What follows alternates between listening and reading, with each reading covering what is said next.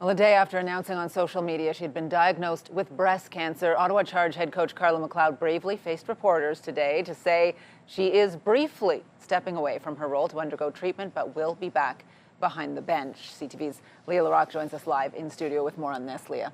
Well, Patricia, Carla MacLeod first shared the news with players and the team yesterday in a private meeting. She says it was an emotional moment that ended in a giant team hug. But today it was all about hockey, getting ready for the next game, calling it business as usual.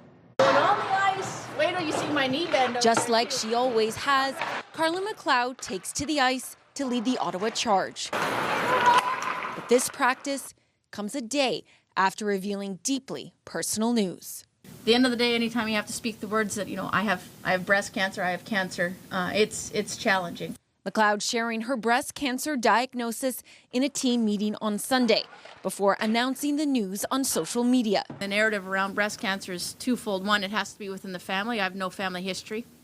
And two, you have to be over 50. Well, I'm 43.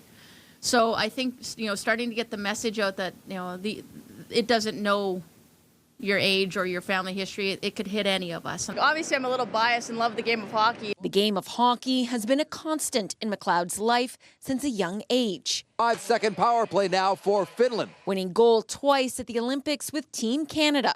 This began generations before I started playing. And since the Professional Women's Hockey League began in 2023, leading the Ottawa Charge. They're off to the PWHL final. To the Walter Cup final last season. Now stepping back to take care of her health. Resort back to what sport has taught me. We learned pretty early you can only take control of what you can control. MacLeod said she will start her treatment this week, which means she will miss the Charge's next game on Tuesday night versus Minnesota. Assistant coach Haley Irvin will stand in her place during her absence. The human aspect of that. We're not robots here. It's hard news to handle, and I think we just lean on each other on the good days and the bad days. At the end of practice, Emily Clark taking an extra moment with her coach. Yeah, you don't think it's gonna hit that close to home, but it's an important conversation to have.